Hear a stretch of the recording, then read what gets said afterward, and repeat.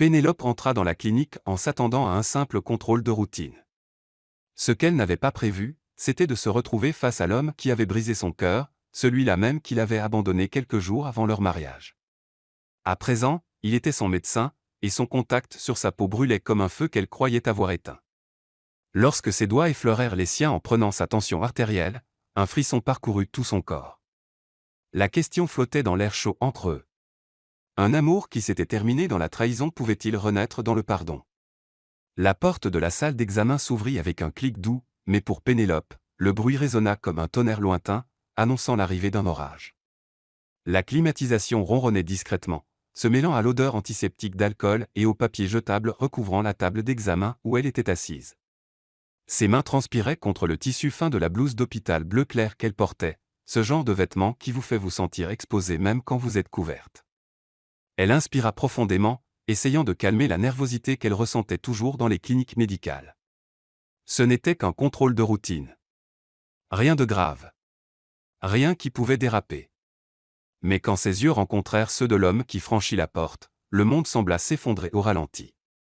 Nicolas, la blouse blanche contrastant avec sa peau hâlée et le stéthoscope pendant autour de son cou, oscillait légèrement au rythme de sa marche.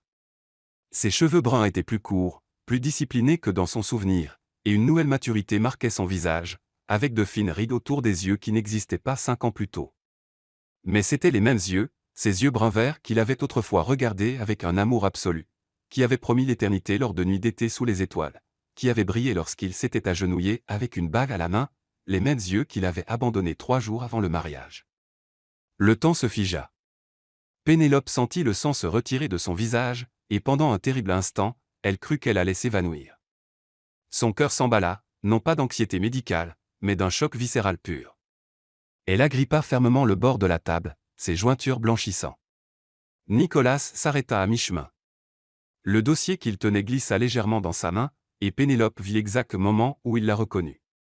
Ses yeux s'écarquillèrent, sa mâchoire se crispa, et quelque chose traversa son visage, surprise, regret, désir. Elle n'arrivait pas à le déchiffrer.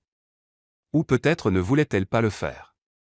Pénélope, dit-il, sa voix sortant comme s'il venait de se réveiller, ou comme s'il n'avait pas prononcé ce nom depuis des années. Elle releva le menton, se forçant à ne pas montrer de faiblesse. Docteur Carter, corrigea-t-elle avec une froideur qui trancha plus profondément qu'elle ne l'avait voulu. Il déglutit difficilement. Elle vit sa pomme d'Adam monter et descendre, et elle se haït d'encore remarquer ces détails, se haït de sentir son cœur s'emballer non seulement de colère, mais de quelque chose de dangereusement proche du désir. « Je ne savais pas que vous seriez ma patiente aujourd'hui, dit-il, reprenant minimalement sa composure professionnelle. Mais il y avait de la tension dans ses épaules, une raideur qui trahissait son ton contrôlé. Si vous préférez, je peux appeler un autre médecin. Pas de problème. Elle l'interrompit, croisant les bras sur sa poitrine. Finissons simplement. Il hocha la tête, mais ne bougea pas immédiatement. Pendant de longues secondes, ils se regardèrent simplement, deux étrangers qui avaient autrefois connu chaque cour et chaque secret du corps de l'autre, désormais séparés par un abîme de blessures et d'années perdues. Enfin, Nicolas s'avança, et la pièce sembla rétrécir. La salle d'examen, qui quelques instants plus tôt paraissait stérile et impersonnelle, pulsait désormais d'une énergie presque étouffante. Il tira la chaise pivotante et s'assit face à elle, si près que Pénélope pouvait le sentir, un mélange de savon masculin et de quelque chose qu'elle ne pouvait nommer, mais qui la ramenait instantanément à des matins paresseux enlacés dans les draps, à des rires partagés dans des cuisines ensoleillées, à des baisers volés dans des ascenseurs vides. « Je dois vérifier votre tension artérielle, dit-il en prenant le tensiomètre. Elle tendit son bras gauche, gardant le regard fixé sur le mur opposé, refusant de le regarder. Mais quand ses doigts touchèrent sa peau pour la première fois depuis 5 ans, ne serait-ce qu'une seconde pour ajuster le brassard autour de son bras, ce fut comme si un choc électrique traversait tout son corps. Elle retint son souffle. Nicolas hésita. Ses doigts restèrent sur sa peau une fraction de seconde de plus que nécessaire, et Pénélope sentit la chaleur de ce contact brûler chaque terminaison nerveuse. Elle risqua un regard de côté et vit qu'il était affecté lui aussi. Sa mâchoire était crispée, ses lèvres pincées en une ligne fine, comme s'il luttait contre quelque chose qui menaçait de déborder. « Vous êtes nerveuse » observa-t-il calmement en gonflant le brassard. « Votre tension est un peu élevée. » « Peut-être à cause du médecin » rétorqua-t-elle, et la pointe de sarcasme dans sa voix était intentionnelle. Un muscle tressaillit dans sa mâchoire, mais il ne répondit pas. Il relâcha simplement le brassard avec soin et nota quelque chose sur le dossier, ses mouvements mécaniques, comme s'il était en pilotage automatique. « Je dois écouter votre cœur, dit-il après un moment, en prenant le stéthoscope. Pénélope sentit la panique monter. À voir cet homme si près, écoutant les battements accélérés d'un cœur qu'il avait lui-même brisé, semblait une cruauté du destin. Mais elle ne reculerait pas. Elle ne montrerait pas que cela l'affectait. Elle ouvrit légèrement la blouse, exposant la peau au-dessus de son cœur. Nicolas plaça le stéthoscope dans ses oreilles et, avec une douceur qui la surprit, posa la membrane froide sur sa poitrine. Sa respiration vacilla. Il était si proche qu'elle pouvait voir les éclats dorés dans ses yeux bruns, compter chaque cils, sentir la chaleur émanant de son corps. Son parfum l'enveloppait, et soudain elle était revenue à cette nuit-là, la dernière bonne nuit avant que tout ne s'effondre, quand il l'avait tenue dans ses bras et murmurait des promesses qu'il ne tiendrait jamais. Inspirez profondément, demanda-t-il, sa voix plus basse désormais, presque intime. Elle obéit, sa poitrine se soulevant et s'abaissant lentement. Mais en inspirant, elle sentit ses doigts ajuster le stéthoscope, et le contact, même à travers le métal froid, était comme du feu contre sa peau. Nicolas ferma les yeux une seconde, comme pour se concentrer, ou peut-être pour se contrôler. Quand il les rouvrit, ils rencontrèrent les siens, et là, dans ce silence chargé de choses non dites, ils comprirent tous les deux. Le temps n'avait rien effacé. « Votre cœur bat la chamade, » murmura-t-il, et il y avait quelque chose de dangereux dans sa voix, quelque chose qui n'était pas seulement clinique. « Je sais, » répondit Pénélope, et son ton était lourd de double sens. Ils restèrent ainsi, regards verrouillés, souffle entrelacé, le monde extérieur cessant d'exister. Il n'y avait plus de salle d'examen, plus d'années perdues, plus de blessures. Il n'y avait que deux, et le désir encore palpitant entre leurs corps. Nicolas retira lentement le stéthoscope, mais ses doigts s'attardèrent sur sa peau un moment de plus, ce moment qui promettait tout et rien à la fois. Et puis, comme s'il sortait d'une transe, il recula. « Tout est normal, dit-il, mais sa voix tremblait. Physiquement, vous êtes en bonne santé. Physiquement, pensa-t-elle amèrement, parce qu'émotionnellement, je ne me suis jamais remise de toi. » Mais avant qu'elle puisse répondre, Nicolas se leva brusquement. « Il faudra que vous fassiez des analyses de sang. La réceptionniste les programmera. » Il évitait son regard, se concentrant à griffonner quelque chose sur le dossier avec une intensité inutile. Pénélope descendit de la table, ajustant sa blouse. « C'est tout ?» Il la regarda enfin, et ce qu'elle vit dans ses yeux la faillit faire vaciller regret, désir, douleur. « Pour l'instant, » répondit-il doucement, et Pénélope ne savait pas s'il parlait de l'examen médical ou d'eux. Pénélope quitta la salle d'examen les jambes tremblantes et le cœur encore battant irrégulièrement. Le couloir de la clinique semblait interminable, les lumières fluorescentes au-dessus bourdonnant doucement tandis qu'elle marchait vers l'accueil. Chaque pas résonnait sur le linoléum blanc, et elle avait l'impression que tous les regards étaient posés sur elle, même si rationnellement elle savait que personne n'avait la moindre idée de la tempête émotionnelle qui venait de la ravager dans cette pièce. Elle s'arrêta au comptoir de l'accueil, les mains encore légèrement tremblantes entendant la demande d'analyse que Nicolas avait remplie. L'hôtesse, une femme d'âge moyen aux lunettes à monture rouge, sourit poliment et commença à taper sur l'ordinateur. « Les analyses de sang peuvent être faites aujourd'hui si vous avez le temps, » dit-elle sans lever les yeux de l'écran, « ou nous pouvons programmer pour un autre jour. » Pénélope ouvrit la bouche pour répondre, mais avant qu'elle puisse former les mots, elle sentit une présence derrière elle. Elle n'eut pas besoin de se retourner pour savoir de qui il s'agissait. Tout son corps réagit instinctivement, sa peau se hérissa, son souffle se bloqua dans sa gorge, et une chaleur monta le long de son cou. « Mademoiselle Torres. » La voix de Nicolas trancha l'air comme une lame aiguisée. « Vous avez oublié cela. » Elle se tourna lentement, et il était là, tenant son sac, un sac à main en cuir marron qu'elle avait laissé accroché sur la chaise dans la salle d'examen. Ses longs doigts tenaient la bandoulière avec soin, comme si c'était quelque chose de fragile, et quand leurs regards se rencontrèrent à nouveau, Pénélope vit quelque chose de différent. Ce n'était pas seulement du professionnalisme. Il y avait une intensité, une fin contenue qui lui fit retourner l'estomac. « Merci, » dit-elle en tendant la main. Mais quand ses doigts effleurèrent les siens en prenant le sac, ce fut comme si le temps s'arrêtait à nouveau. Le contact fut bref, des millisecondes, mais suffisant pour envoyer une vague de chaleur à travers tout son corps. Elle vit ses pupilles se dilater, vit la façon dont il déglutit difficilement, vit la tension parcourir ses larges épaules sous la blouse blanche. Il ne lâcha pas le sac immédiatement. Elle non plus. Ils restèrent là, doigts entrelacés à travers le cuir de la bandoulière, regards verrouillés comme liés par des fils invisibles. Le monde autour d'eux disparut. Il n'y avait plus d'hôtesse, plus de patients en attente, plus de murs. Il n'y avait que d'eux dans l'abîme de 5 ans qui s'ouvrait entre leurs corps. Pénélope, murmura-t-il si bas que seule elle pouvait l'entendre. Et la façon dont il prononça son nom, non plus Mademoiselle Torres, non plus avec la formalité médicale, mais avec cette familiarité douloureuse, fit quelque chose se briser en elle. Non, l'interrompit-elle en tirant le sac plus fort qu'elle ne l'avait voulu. Ne fais pas ça. Il cligna des yeux, confus. Faire quoi? Prononcer mon nom comme ça. Sa voix sortit plus tremblante qu'elle ne l'aurait souhaité. Comme si tu en avais encore le droit. Sa mâchoire se crispa, et pendant un moment Pénélope crut qu'il allait argumenter, mais il hocha simplement la tête en reculant. Tu as raison.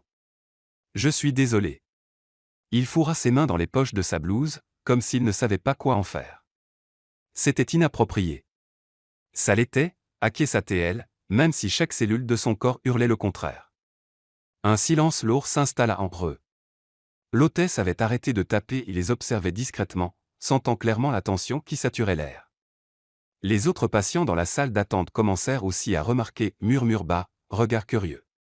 Nicolas le remarqua. Il s'éclaircit la gorge, essayant de retrouver sa composure professionnelle. À propos des analyses.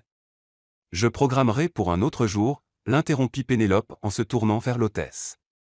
Peut-on faire la semaine prochaine? La femme hocha rapidement la tête, visiblement soulagée d'avoir quelque chose de concret à faire. Bien sûr. Quel jour préférez-vous? Mais avant que Pénélope puisse répondre, Nicolas parla. En fait, il vaudrait mieux les faire aujourd'hui. Certains marqueurs que je vérifie sont sensibles au temps. Il la regarda directement, et il y avait une supplication muette dans ses yeux. Ça ne prendra pas plus de 15 minutes. Elle voulait refuser. Elle voulait quitter cette clinique, monter dans sa voiture et ne jamais revenir. Elle voulait s'éloigner de lui, de ses yeux qui lui faisaient encore ressentir des choses qu'elle avait juré avoir enterrées. Mais il y avait quelque chose dans sa voix, une préoccupation genuine mêlée à quelque chose de plus profond, qui la fit hésiter. D'accord, céda-t-elle, se haïssant pour cela. Aujourd'hui. Nicolas laissa échapper un soupir presque imperceptible de soulagement. Merci. L'infirmière vous appellera dans quelques minutes. Il commença à s'éloigner mais s'arrêta, se tournant partiellement. Pénélope. Elle leva les yeux, et ce qu'elle vit sur ce visage la faillit briser, un regret pur, brut, dévastateur. Ça fait plaisir de te voir, dit-il doucement. Même comme ça. Même ainsi. Avant qu'elle puisse assimiler ces mots, avant qu'elle puisse décider si elle répondrait par la colère ou par la dangereuse vérité que ça lui faisait aussi plaisir de le voir, il avait déjà disparu dans le couloir.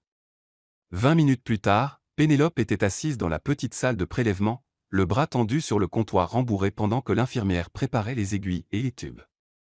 Le garrot serré autour de son biceps faisait palpiter son bras, mais c'était une douleur bienvenue, quelque chose de physique, concret, qui la distrayait du tourbillon émotionnel qui menaçait de la consumer. Vous allez sentir une petite piqûre, prévint l'infirmière avec un sourire doux. Pénélope hocha simplement la tête, regardant le mur opposé. Mais ce n'était pas le mur qu'elle voyait. C'était le visage de Nicolas. Ses yeux qui la hantaient. Cette voix qui résonnait dans son esprit. Ce contact fugace qui brûlait encore sa peau. Ça fait plaisir de te voir. Quel droit avait-il de dire ça? Quel droit avait-il de la regarder ainsi? Comme si les 5 ans n'avaient pas existé. Comme s'il ne l'avait pas détruite. Comme s'il y avait encore quelque chose entre eux outre des cendres et du ressentiment. Mais la vérité plus effrayante, celle qu'elle ne voulait pas s'avouer à elle-même, était qu'il y avait quelque chose au-delà des cendres. Il y avait des braises qu'elle croyait éteintes, mais qu'un seul regard de lui avait rallumées. C'est fini, annonça l'infirmière en pressant une boule de coton sur le petit trou dans son bras. Maintenez la pression quelques minutes. Pénélope obéit, appliquant la pression pendant que l'infirmière étiquetait les tubes avec son sang, du sang que Nicolas analyserait, du sang qui portait la vérité que son cœur battant avait déjà confessée. Elle n'avait pas oublié cet homme. Elle se leva pour partir, mais en ouvrant la porte, elle heurta presque quelqu'un dans le couloir. Nicolas, bien sûr, c'était lui. Désolé, dit-il rapidement en reculant d'un pas. Mais il ne recula pas assez loin. Le couloir était étroit, et ils étaient trop proches, si proches que Pénélope pouvait voir la nuance plus foncée de vert autour de ses iris bruns, pouvait voir la légère ombre de barbe qui commençait à apparaître sur sa mâchoire, pouvait voir la façon dont il regardait ses lèvres avant de forcer son regard à remonter vers ses yeux. « Tu me suis, docteur ?» Elle haussa un sourcil, essayant de paraître décontractée, échouant lamentablement. « Non, répondit-il, mais un fantôme de sourire effleura ses lèvres. Mon prochain patient est dans cette salle. Il désigna la porte à côté d'eux. Mais il hésita, comme s'il livrait une bataille intérieure. Puis-je te poser une question? Elle croisa les bras en position défensive. Ça dépend de la question. Es-tu bien? Il chercha les mots justes. Je veux dire, dans ta vie, es-tu heureuse? La question la prit complètement au dépourvu. De toutes les choses qu'il pouvait demander, c'était la dernière à laquelle elle s'attendait, et la plus dangereuse. Pourquoi ça t'intéresse? Répliqua-t-elle, sa voix sortant plus dure qu'elle ne l'avait voulu. Quelque chose traversa son visage, de la douleur, peut-être, ou du remords. Parce que je n'ai jamais cessé de m'intéresser à toi. L'air quitta ses poumons comme si elle avait reçu un coup de poing. Elle ouvrit la bouche, mais aucun mot n'en sortit. Que dit-on à ça? Comment répond-on à une confession qui arrive 5 ans trop tard? Nicolas fit un autre pas vers elle, envahissant encore plus l'espace entre eux. Je sais que je n'ai pas le droit de demander. Je sais que j'ai tout ruiné, mais... Il s'arrêta, comme si les mots suivants étaient trop lourds à prononcer. Me détestes-tu?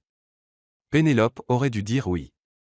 Aurait dû cracher le mot avec toute la colère accumulée lors des nuits sans sommeil, des larmes versées, de l'humiliation d'expliquer aux invités que le mariage était annulé. Aurait dû lui faire ressentir ne serait-ce qu'une fraction de la douleur qu'elle avait portée seule. Mais quand elle ouvrit la bouche, ce qui en sortit fut la vérité. J'ai voulu te détester, murmura-t-elle, et ses propres mots la surprirent. Dieu sait que j'ai essayé. Mais non, je n'y arrive pas.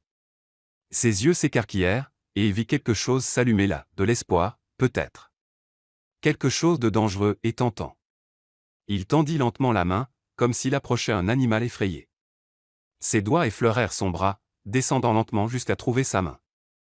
Le contact fut léger, hésitant, mais quand leurs doigts s'entrelacèrent, ce fut comme si un courant électrique traversait leurs deux corps. Pénélope.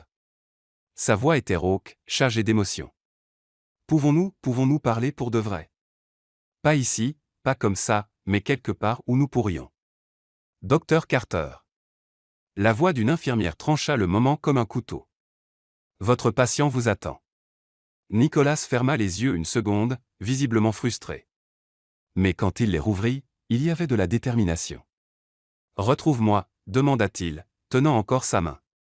S'il te plaît. Juste une conversation. C'est tout ce que je demande. Pénélope savait qu'elle devrait refuser. Savait que cette conversation ne ferait que rouvrir des blessures à peine cicatrisées. Mais quand elle regarda dans ses yeux et vit la supplication brute, désespérée, quelque chose en elle céda. Où, demanda-t-elle, et elle le regretta immédiatement. Mais il était trop tard pour revenir en arrière. Le café se trouvait à 3 pâtés de maison de la clinique, un petit endroit cosy que Pénélope reconnut immédiatement. C'était le même café où il se retrouvait autrefois, où Nicolas commandait toujours un cappuccino avec extra cannelle et elle un thé vert au miel. Le même endroit où il lui avait demandé d'être sa petite amie par un après-midi d'automne pluvieux, où ils avaient planifié leur avenir sur des serviettes griffonnées, où ils avaient ri jusqu'à en perdre le souffle à des choses qu'ils ne se rappelaient même plus maintenant. Revenir ici était comme franchir un portail vers le passé. Pénélope poussa la porte vitrée, et la petite clochette au-dessus tinta doucement, annonçant son arrivée. L'arôme de café fraîchement moulu l'enveloppa immédiatement, mêlé à l'odeur sucrée des gâteaux dans la vitrine. Les murs de briques apparentes étaient toujours les mêmes, décorés de photographies en noir et blanc de Paris. La même musique jazz jouait doucement en fond. Même la table du coin, leur table, était toujours là près de la fenêtre donnant sur la rue. Et Nicolas y était déjà assis. Il se leva dès qu'il la vit, et Pénélope remarqua qu'il avait retiré sa blouse. Il portait une chemise bleu marine aux manches retroussées jusqu'au coude, révélant des avant-bras râlés et forts. Ses cheveux étaient légèrement ébouriffés, comme s'il y avait passé les mains à plusieurs reprises, une habitude nerveuse qu'elle connaissait bien. Tu es venu, dit-il, et il y avait une surprise genuine dans sa voix, comme si une partie de lui croyait qu'elle ne viendrait pas. Je l'avais dit, répondit Pénélope en s'approchant de la table. Elle s'assit sur la chaise d'en face, posant son sac sur ses genoux comme un bouclier. Un silence inconfortable s'installa entre eux. Nicolas tripotait la tasse de café devant lui, ses doigts tambourinant légèrement sur la céramique. Pénélope regardait par la fenêtre, observant les gens qui passaient sur le trottoir, n'importe quoi pour éviter de devoir le affronter directement. « Veux-tu commander quelque chose » demanda-t-il enfin, brisant le silence. « Non » continua-t-elle à regarder dehors. « Je ne reste pas longtemps. » Il hocha la tête, se mordant la lèvre inférieure, un autre geste familier qui lui fit retourner l'estomac. « Je comprends. » Il inspira profondément, comme pour se préparer à plonger dans des eaux profondes. « Merci d'être venu. Je ne savais pas si tu accepterais. »« Moi non plus, avoua-t-elle, le regardant enfin. »« Mais tu as dit que tu voulais parler. Alors parle. » Nicolas se frotta le visage avec les mains, et quand il les baissa, Pénélope vit l'épuisement marqué sur ses traits. Il y avait de légères cernes sous ses yeux, des lignes de tension autour de sa bouche. Il avait l'air d'un homme portant le poids d'années de regrets. « Je ne sais pas par où commencer, » confessa-t-il. « Par le début, peut-être, » suggéra Pénélope, sa voix froide. « Par la partie où tu as disparu 3 jours avant notre mariage sans donner une seule explication. » Il tressaillit comme si les mots étaient des coups physiques. « Je le mérite. »« Tu mérites bien plus que ça, » rétorqua-t-elle, sentant l'ancienne colère remonter à la surface. « Tu m'as laissé seul, Nicolas. Laissé à gérer les invités, les questions, l'humiliation. Laissé à expliquer à tout le monde que le marié avait simplement disparu. Je sais. » Sa voix était lourde de remords. « Je sais, et il n'y a pas d'excuse pour ce que j'ai fait. Mais j'avais une raison. » « Ah oui ?» Pénélope croisa les bras, l'incrédulité claire dans son ton. « Et quelle raison donc ? » « Parce qu'à l'époque, tu ne t'es pas donné la peine de la partager. » Nicolas sortit son téléphone de sa poche, déverrouilla l'écran et tapa sur quelque chose avant de le tourner vers elle. « Ces photos me sont parvenues 2 jours avant le mariage d'un numéro inconnu. » Pénélope prit le téléphone de ses mains tremblantes et regarda l'écran. Ce qu'elle vit lui glaça le sang. C'étaient des photos d'elle avec un homme, s'enlaçant devant un restaurant, riant ensemble, sa main sur son épaule. Un autre cliché les montrant tous les deux entrant dans un hôtel. Un de plus où ils étaient assis trop près sur un banc de parc, leurs têtes penchées l'une vers l'autre dans une pose qui semblait intime. Pénélope arrivait à peine à assimiler ce qu'elle voyait. « Tu as cru que je te trompais. Qu'est-ce que j'étais censé penser d'autre ?» Sa voix sortit étranglée. « 2 jours avant notre mariage, je reçois ces photos avec un message disant « Elle te trompe ». J'étais détruit, Pénélope. Complètement détruit. » Elle zooma sur l'une des photos, étudiant le visage de l'homme. Et puis, comme un éclair, le souvenir revint. « Nicolas, » dit-elle lentement, toujours regardant l'écran. « Cet homme, je sais maintenant qui c'est. » Nicolas l'interrompit, sa voix étouffée. « Après que j'ai disparu, après que tout se soit effondré, j'ai enquêté. J'ai engagé un détective privé parce que j'avais besoin de connaître la vérité. Et j'ai découvert que c'est ton cousin, Marco. Le cousin que tu n'avais pas vu depuis des années et qui était en visite en ville. » Pénélope sentit des larmes lui brûler les yeux, mais refusa de les laisser couler. Ils venaient de se séparer. Il traversait une période difficile, et j'essayais de l'aider. Nous cherchions des appartements pour lui à louer, Nicolas. C'était tout. C'était juste de la famille qui aide de la famille. Je sais. Les mots sortirent comme un murmure brisé. Je le sais maintenant. Mais à l'époque, il secoua la tête, les yeux rougis. À l'époque, tout ce que je voyais, c'était la femme que j'aimais plus que ma propre vie qui apparemment me trompait quelques jours avant notre mariage, et j'ai paniqué. J'avais si peur d'être humilié, d'avoir eu tort sur nous, que j'ai simplement fui. Tu aurais dû venir me voir, dit Pénélope, et maintenant les larmes coulaient librement sur son visage. Tu aurais dû me montrer ces photos et me donner la chance de m'expliquer. Mais tu ne m'as pas fait confiance, Nicolas. Tu as choisi de croire des photos anonymes plutôt que 5 ans de relation. Je sais. Il tendit la main à travers la table mais s'arrêta à mi-chemin, comme incertain d'avoir la permission de la toucher. Et il ne se passe pas un jour sans que je le regrette. Pas une heure sans que je souhaite pouvoir remonter le temps et faire les choses différemment. Pénélope essuya ses larmes du dos de la main, la poitrine serrée par un mélange de colère et de douleur. Tu m'as détruite, tu sais. Pendant des mois, je n'ai pas pu sortir du lit, je ne pouvais pas manger, je me demandais sans cesse ce que j'avais fait de mal, pourquoi je n'étais pas assez, pourquoi tu m'as abandonné comme ça. Tu as toujours été assez, dit Nicolas avec véhémence, prenant enfin sa main. Cette fois, elle ne se retira pas, tu as toujours été plus qu'assez. L'erreur était la mienne. Toute la mienne. J'étais un lâche qui a laissé la peur détruire la meilleure chose qui me soit arrivée dans la vie. Ils restèrent ainsi, mains entrelacées sur la table tachée de café, les larmes coulant sur leurs deux visages tandis que des années de blessures et de malentendus remontaient enfin à la surface. Qui a envoyé les photos demanda Pénélope après un long moment. Je ne l'ai jamais découvert, avoua Nicolas. Le numéro était jetable. Mais qui que ce soit, il a obtenu exactement ce qu'il voulait. Il nous a séparés. Pénélope retira sa main, ayant besoin d'espace pour assimiler tout cela. Son monde avait été bouleversé 2 fois en une seule journée, d'abord par la réunion inattendue, et maintenant par la vérité qui était enfin révélée. Pourquoi n'as-tu pas essayé de me retrouver ensuite ? Elle avait besoin de savoir. Après avoir découvert la vérité. Pourquoi n'es-tu pas venu me chercher ? Nicolas laissa échapper un rire amer. J'ai essayé. Dieu sait que j'ai essayé. Mais tu avais changé de numéro, changé d'adresse, et quand j'ai enfin réussi à te localiser via un ami commun, presque un an s'était écoulé. Je pensais que tu étais passé à autre chose, que tu m'avais oublié, et je pensais que ce serait égoïste de réapparaître dans ta vie juste pour soulager ma propre conscience. Donc tu as simplement abandonné. Je pensais que c'était mieux pour toi, dit-il calmement. Je pensais que tu méritais quelqu'un de mieux. Quelqu'un qui ne soit pas assez lâche pour fuir au lieu de se battre. Pénélope secoua la tête, un mélange d'émotions tourbillonnant en elle. Une partie d'elle voulait lui hurler dessus, lui marteler la poitrine, lui faire ressentir une fraction de la douleur qu'elle avait ressentie. Mais une autre partie, une partie dangereuse, traîtresse, voulait juste se jeter dans ses bras et faire comme si les 5 dernières années n'avaient jamais existé.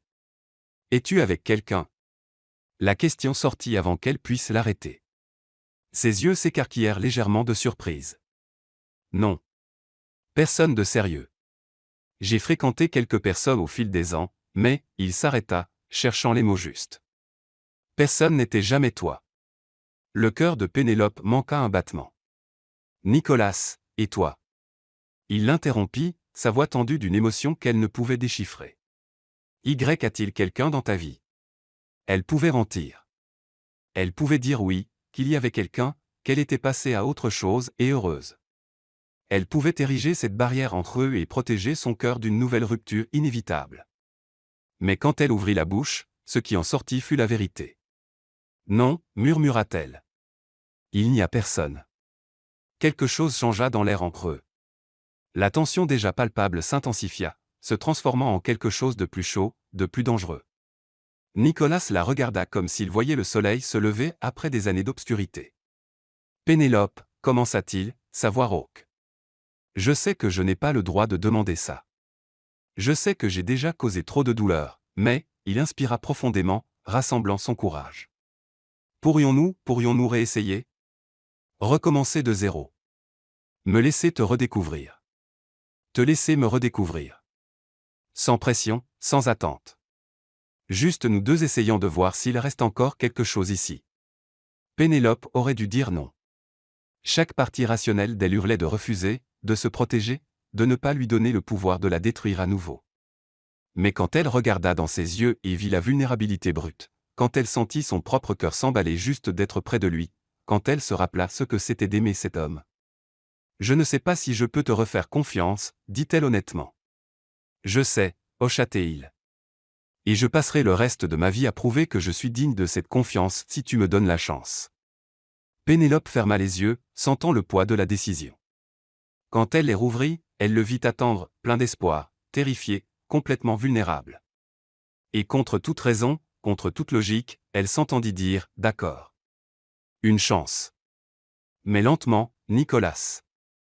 Très lentement. Le sourire qui illumina son visage fut comme le soleil perçant les nuages d'orage. Et Pénélope sut à cet instant précis qu'elle était en territoire dangereux, parce que la vérité était qu'elle n'avait jamais cessé de l'aimer. Et c'était la chose la plus effrayante de toutes. Les jours qui suivirent la rencontre au café furent étranges et inconfortables d'une façon à laquelle Pénélope ne s'attendait pas, non pas parce que les choses étaient mauvaises, mais précisément parce qu'elles étaient trop bonnes, et cela l'effrayait. Nicolas avait commencé à envoyer des messages. Rien d'excessif, rien qui envahissait son espace, juste de petits textos au cours de la journée, « J'espère que tu passes une bonne journée » ou « J'ai vu ça et j'ai pensé à toi », accompagnés d'une photo d'un coucher de soleil orange. Des messages simples, mais qui faisaient serrer son cœur chaque fois que son nom apparaissait sur l'écran. Elle répondait avec prudence, avec des phrases courtes, mais elle répondait. Et chaque réponse ressemblait à un petit pas vers un précipice qu'elle n'était pas sûre d'être prête à franchir. Le jeudi, 3 jours après la conversation qui avait tout changé, il appela. Pénélope était chez elle, blottie sur le canapé avec une couverture sur les jambes, regardant un film auquel elle prêtait à peine attention. Quand son téléphone vibra dans sa main et que le nom de Nicolas illumina l'écran, son estomac se noua. Elle le laissa sonner 2 fois avant de répondre, essayant de calmer sa respiration. Allô. Salut. Sa voix arriva de l'autre bout du fil, chaude et familière. J'espère que je ne te dérange pas. Non. Pénélope mit le film en pause, s'asseyant plus droite. Que s'est-il passé? Rien. Il hésita. Je veux dire, je voulais juste entendre ta voix. Quelque chose en elle fondit à ces mots simples. Elle ferma les yeux, se permettant de ressentir, vraiment ressentir, ce que cela éveillait en elle. Nicolas. Je sais, dit-il rapidement. Lentement. J'ai promis. Mais aimerais-tu sortir avec moi demain? Rien d'élaboré. Juste une promenade. Peut-être dans le parc, comme on le faisait avant. Pénélope se mordit la lèvre, déchirée. La partie d'elle qui portait encore la blessure voulait refuser, voulait le faire attendre, voulait le garder à distance sûre. Mais la partie qui ne l'avait jamais cessé d'aimer, la partie qui avait rêvé de lui pendant 5 ans de nuit solitaire, voulait dire oui. À quelle heure? Demanda-t-elle, et sentit immédiatement un mélange d'excitation et de terreur. Elle pouvait entendre le sourire dans sa voix. 3 heures de l'après-midi. Je peux venir te chercher. Non, la réponse sortit trop vite. Elle s'éclaircit à gorge. Je préférerais qu'on se retrouve là-bas, à l'entrée principale. Il y eut une pause, et elle sut qu'il avait compris. Elle n'était pas encore prête à le laisser revenir si intimement dans sa vie.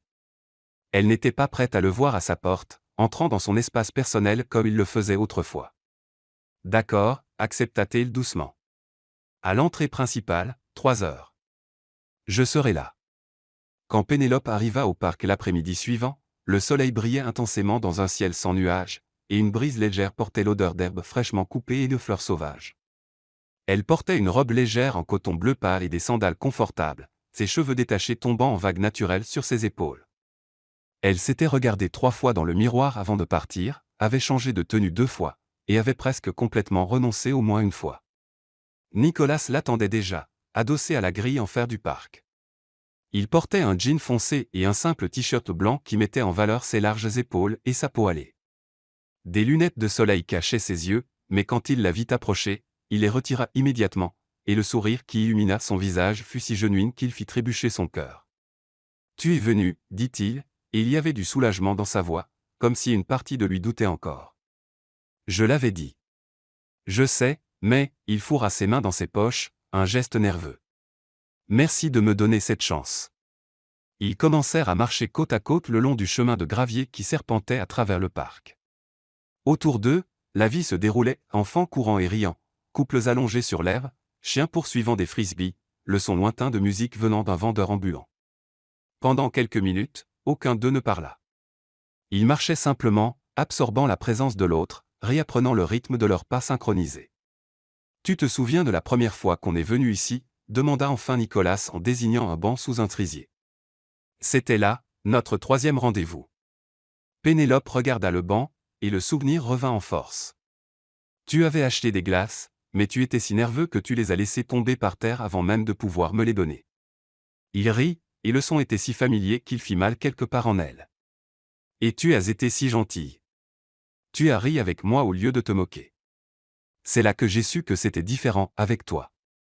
Différent comment, demanda-t-elle, même si elle connaissait déjà la réponse. Différent parce que je pouvais être moi-même si maladroit, nerveux, imparfait, et que ça ne te dérangeait pas. Il s'arrêta de marcher, se tournant vers elle. Tu me faisais vouloir être meilleur. Mais tu m'acceptais exactement tel que j'étais. Pénélope sentit la familiarité serrer sa gorge. Alors pourquoi n'as-tu pas fait confiance à ça? Pourquoi as-tu laissé des photos anonymes détruire tout ce qu'on avait construit? La question sortit plus dure qu'elle ne l'avait voulu, mais elle resta suspendue en eux comme un nuage sombre. Nicolas laissa échapper un lourd soupir. Parce que j'étais un idiot insécure qui a laissé son passé saboter son avenir. Il recommença à marcher, et elle le suivit. Sais-tu que mes parents ont divorcé quand j'avais 15 ans? Pénélope hocha la tête. Tu m'avais dit que ta mère avait trompé ton père. Oui. Sa voix devint tendue. Et j'ai vu ce que ça lui a fait. J'ai vu un homme qui avait toujours été fort, confiant, complètement brisé. Il n'a plus jamais été le même après ça. Il n'a plus jamais fait confiance à personne. Il ne s'est plus jamais permis d'aimer complètement. Il s'arrêta devant un petit lac, regardant les canards glisser sur l'eau. Quand j'ai reçu ces photos, ce n'était pas seulement à propos de toi ou de nous. C'était à propos de toute la peur que je portais depuis mes 15 ans, la peur de finir comme mon père, brisé et trahi. Pénélope sentit la colère commencer à se dissoudre, remplacée par quelque chose de plus complexe, de la compassion, peut-être, ou de la compréhension. Tu aurais dû me parler de ces peurs. Je sais. Il se tourna vers elle, les yeux brillants d'émotion non versée. Mais à l'époque, je pensais qu'avouer ces insécurités me ferait paraître faible. Je pensais que je devais être fort, confiant, parfait. Et quand tout s'est effondré, quand j'ai vu ces photos, toute la force que je prétendais avoir s'est simplement évaporée. Elle tendit la main, touchant légèrement son bras. C'était un petit geste, mais significatif. Nicolas, personne ne s'attend à ce que tu sois parfait. Je ne l'ai jamais attendu. Je le sais maintenant. Il couvrit sa main de la sienne, leurs doigts s'entrelaçant naturellement. Il m'a fallu 5 ans et beaucoup de thérapie pour comprendre que la vulnérabilité n'est pas une faiblesse.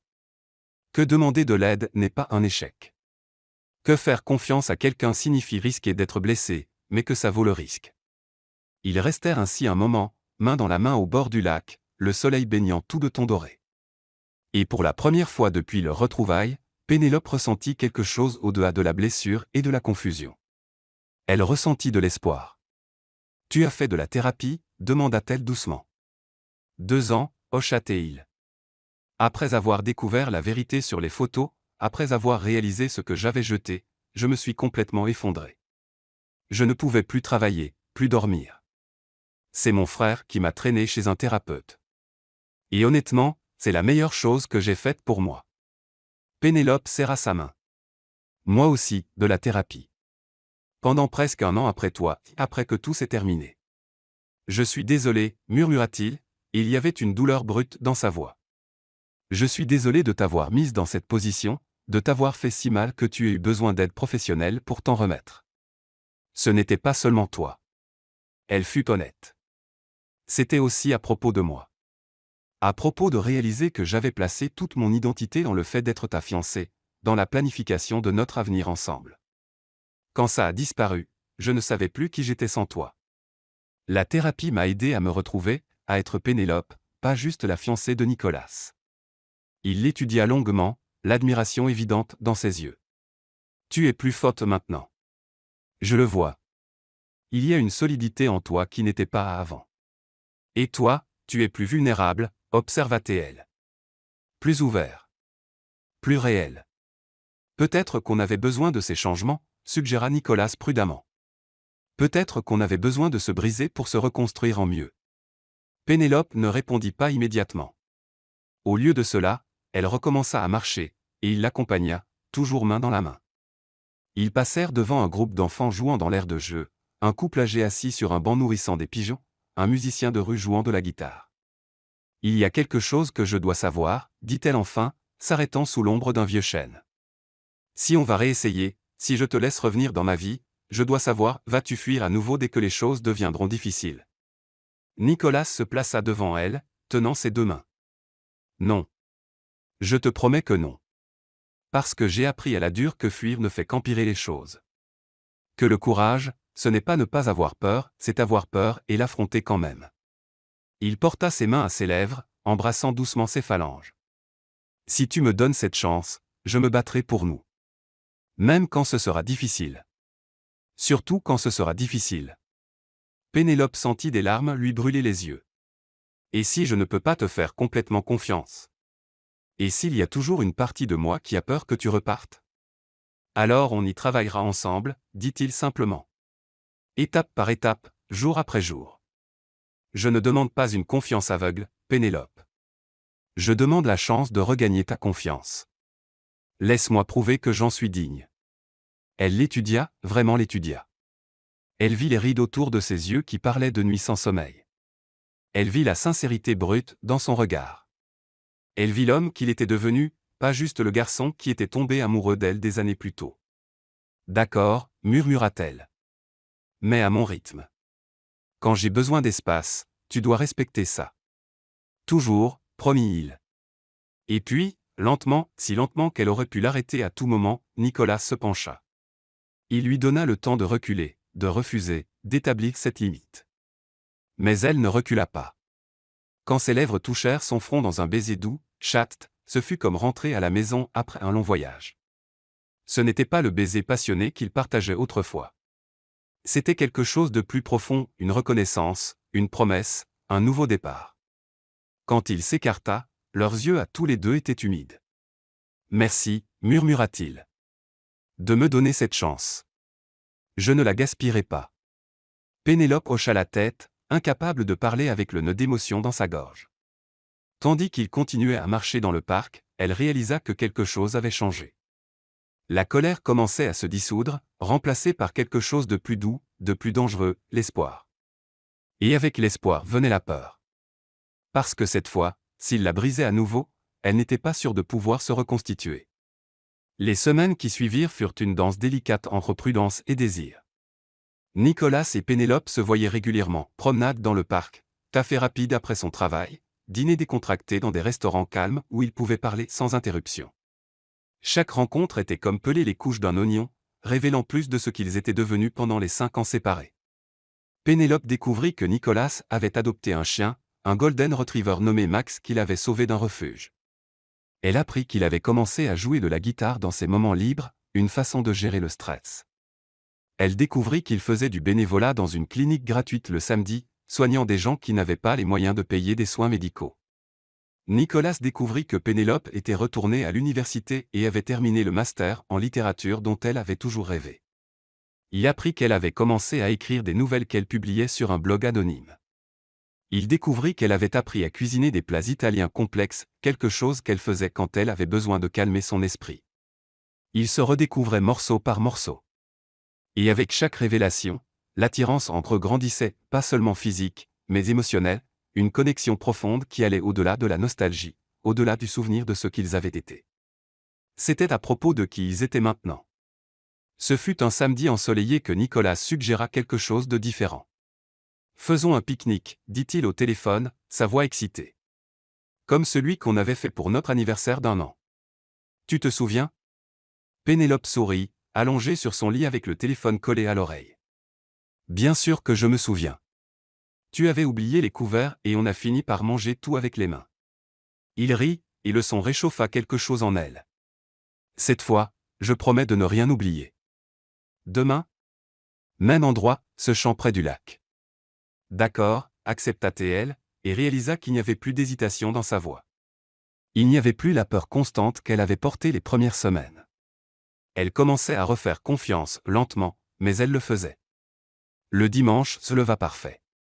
Le ciel était d'un bleu cristallin sans un seul nuage, et le soleil brillait avec une intensité dorée qui faisait tout paraître peint. Pénélope choisit une robe jaune légère, fluide et légère, qui dansait autour de ses cuisses quand elle marchait. Elle laissa ses cheveux détachés, épinglant juste une petite mèche avec une barrette. Elle appliqua un parfum floral doux, lavande et jasmin, et se regarda dans le miroir. Il y avait un éclat dans ses yeux qu'elle n'avait pas vu depuis des années, une légèreté sur son visage.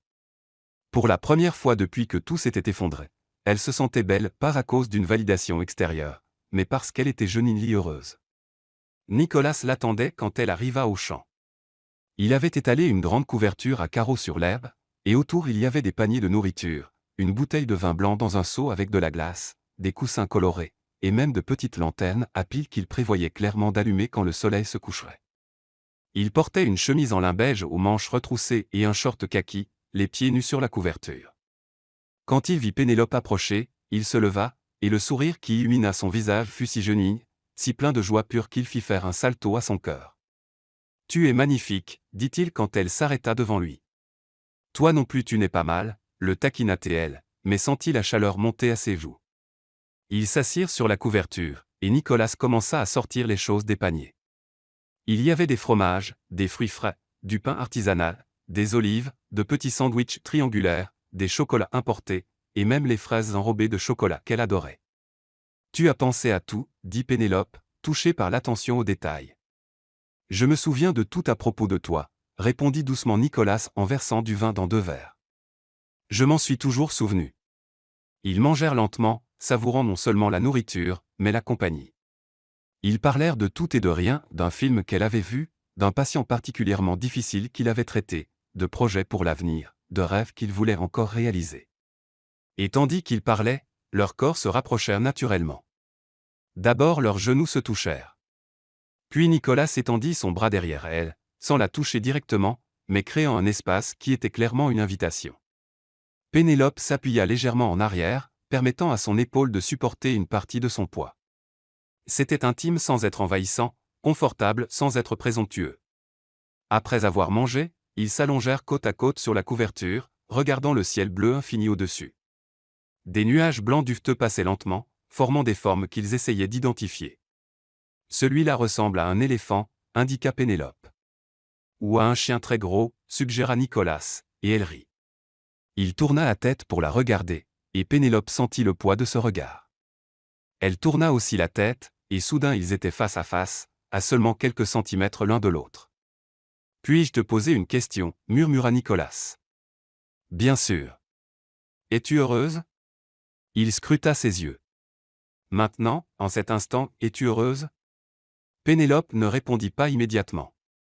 Elle considéra la question sérieusement, plongeant profondément dans ses propres sentiments. Et puis, se surprenant elle-même, elle réalisa la vérité. « Oui » murmura-t-elle en retour. « Je le suis. » Son sourire fut éblouissant. « Moi aussi.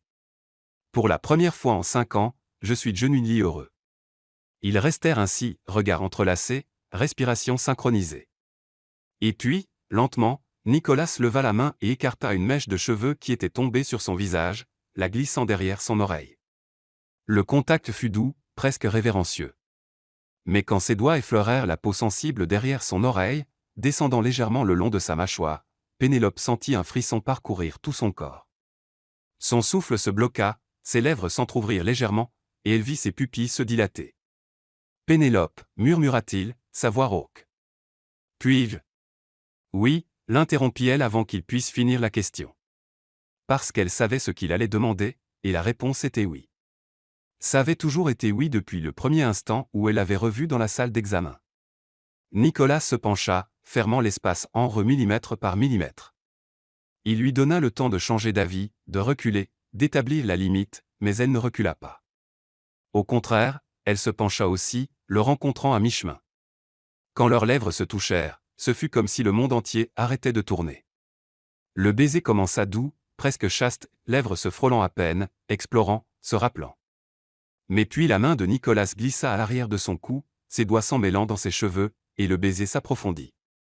Pénélope posa sa main sur sa poitrine, sentant son cœur battre rapidement sous sa peau, et écarta les lèvres, l'invitant à plus. Il accepta l'invitation. Le baiser devint plus intense, plus urgent. Des années de désir, de regrets, de désirs réprimés explosèrent entre eux. Leurs langues se rencontrèrent, dansèrent, explorèrent. Nicolas la tira plus près jusqu'à ce qu'il n'y ait plus d'espace entre leurs corps, jusqu'à ce qu'elle soit pratiquement allongée sur lui. Pénélope pouvait sentir chaque muscle de son corps tendu sous elle, pouvait sentir la chaleur émanant de son corps, pouvait entendre les petits sons qu'il faisait au fond de sa gorge. Ses mains errèrent sur sa poitrine, sentant les muscles fermes jusqu'à ses épaules, descendant son dos. Nicolas gémit doucement contre ses lèvres, et le son envoya une vague de chaleur à travers son corps. Il roula, la plaçant sur le dos sur la couverture, couvrant partiellement son corps du sien, mais même dans son urgence. Il fut prudent, une main soutenant sa tête, l'autre appuyée sur la couverture pour ne pas mettre tout son poids sur elle. Ils s'embrassèrent jusqu'à en perdre le souffle, jusqu'à ce que leurs lèvres soient gonflées, jusqu'à ce que le monde autour d'eux disparaisse complètement. Quand ils se séparèrent enfin, tous les deux haletaient, visage rougi, yeux brillants de désir. « Waouh !» murmura Pénélope.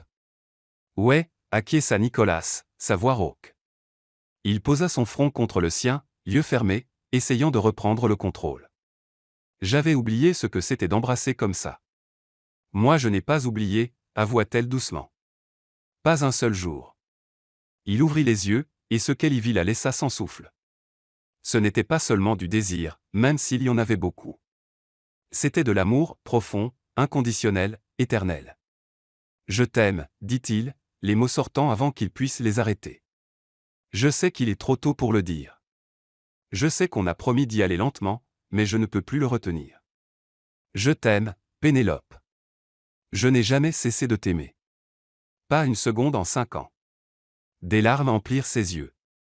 Elle leva la main, touchant son visage, traçant la ligne forte de sa mâchoire, l'arc des lèvres qu'elle venait d'embrasser. Nicolas. Sa voix trembla. Tu n'as pas à le dire en retour, l'interrompit rapidement. Je ne m'y attends pas. J'avais juste besoin que tu le saches. J'avais besoin d'être honnête. Mais Pénélope secoua la tête. Laisse-moi finir. Elle inspira profondément, rassemblant son courage. Je t'aime aussi. J'ai essayé de ne pas t'aimer, essayé d'oublier, essayé de passer à autre chose, mais je n'ai pas pu. Tu as toujours été là. Elle posa sa main sur son cœur. Toujours. Le baiser qui suivit fut différent du précédent. Il fut plus doux, plus profond, chargé de la promesse de seconde chance et de futurs possibles. C'était un baiser qui disait tout ce que les mots ne pouvaient exprimer. Quand ils se séparèrent à nouveau, Nicolas la tira dans ses bras, et ils restèrent allongés sur la couverture, corps entrelacés, regardant les nuages passer tandis que le soleil commençait sa lente descente vers l'horizon. « Je ne vais pas tout gâcher cette fois, » promit Nicolas en embrassant le sommet de sa tête. « Je sais, » répondit Pénélope, le croyant. Et pour la première fois en 5 ans, l'avenir ne semblait pas effrayant. Il semblait prometteur. Les semaines qui suivirent le pique-nique furent comme vivre un rêve dont Pénélope avait peur de se réveiller. Elle et Nicolas se voyaient presque tous les jours, dîners intimes dans des restaurants cosy, longues conversations téléphoniques qui s'étiraient jusqu'aux petites heures, messages échangés tout au long de la journée qui faisaient battre son cœur chaque fois qu'elle voyait son nom sur l'écran. Mais quelque chose avait changé depuis ce baiser dans le champ. Une nouvelle tension électrisante planait entre eux, une conscience constante des corps de l'autre, un désir croissant qui devenait plus difficile à ignorer à chaque contact accidentel, chaque regard prolongé, chaque moment où ils étaient trop proches pour être juste amis mais pas assez pour être amants. Pénélope pouvait sentir la retenue de Nicolas. Elle la voyait dans la façon dont il hésitait avant de la toucher, comme s'il demandait silencieusement la permission. Elle la voyait dans la façon dont ses yeux s'attardaient sur ses lèvres quand il parlait mais détournait toujours le regard avant que ça dure trop longtemps. Elle la voyait dans la façon dont il maintenait une distance respectueuse même quand chaque ligne de son corps se penchait vers elle comme une plante cherchant le soleil. Il se comportait en gentleman. Il tenait sa promesse d'y aller lentement, de respecter son rythme. Mais Pénélope commençait à réaliser que peut-être elle ne voulait plus y aller lentement. Ce fut un jeudi soir que tout changea. Nicolas avait invité Pénélope à dîner dans un petit restaurant italien du centre-ville, le genre d'endroit avec des lumières tamisées, des bougies sur les tables, et de la musique jazz douce en fond. Ils mangèrent des pâtes maison et burent du vin rouge, parlant de tout et de rien, riant à des blagues internes que seuls eux comprenaient. Quand l'addition arriva, Nicolas insista pour payer, et Pénélope ne discuta pas. Il y avait quelque chose de différent chez lui ce soir, une énergie contenue, une intensité dans ses yeux qui lui fit retourner l'estomac d'anticipation. « Laisse-moi te raccompagner chez toi », proposa-t-il quand ils sortirent du restaurant. La nuit était chaude, l'air humide portant le parfum de jasmin des arbres bordant la rue. « D'accord », accepta Pénélope, et quand il lui offrit son bras, elle l'accepta, entrelaçant le sien avec le sien. Ils marchèrent jusqu'à l'endroit où il avait garé la voiture, mais aucun n'était pressé. Ils marchaient lentement, savourant la nuit, la proximité, le simple fait d'être ensemble. Quand ils atteignirent sa voiture, Nicolas ouvrit la porte passager pour elle, toujours le gentleman.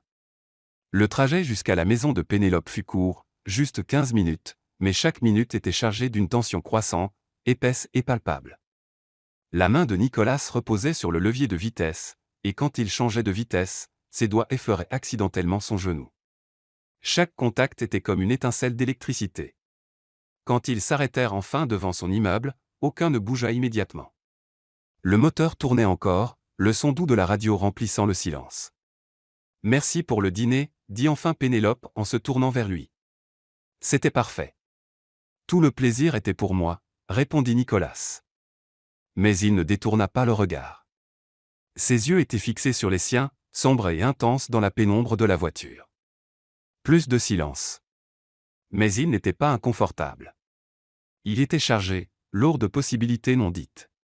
« Je devrais y aller », murmura Pénélope, mais ne bougea pas.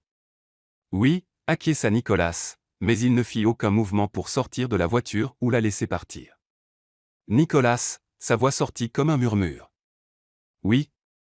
Voudrais-tu monter prendre un café ?» Les mots sortirent précipitamment avant qu'elle puisse les regretter. Elle vit la lutte se jouer sur son visage, la partie de lui qui voulait respecter le rythme qu'ils avaient établi contre la partie qui voulait clairement dire oui plus que tout au monde. « Es-tu sûr ?» demanda-t-il prudemment. « Parce que si je monte, Pénélope, si j'entre chez toi. » Il n'acheva pas la phrase, mais il n'avait pas besoin. Tous les deux savaient ce qui était sous-entendu. « J'en suis sûr, dit-elle, et c'était vrai. Elle était plus certaine de cela que de n'importe quoi depuis longtemps. Nicolas coupa le moteur. La marche jusqu'à son appartement au 3e étage sembla durer à la fois une éternité et une seconde. Leurs doigts se touchèrent dans l'ascenseur, puis s'entrelacèrent, leurs paumes chaudes et légèrement moites. La tension entre eux était presque visible, vibrant dans l'air confiné. Quand ils atteignirent sa porte, les mains de Pénélope tremblaient tant qu'elle faillit faire tomber les clés. Nicolas les prit doucement, déverrouillant la porte pour elle. Mais quand la porte s'ouvrit, il hésita sur le seuil. « Dernière chance de changer d'avis », dit-il doucement, ses yeux scrutant les siens. « Pas de rancune, pas de jugement si tu n'es pas prête. » Pénélope l'interrompit en le tirant à l'intérieur et en fermant la porte.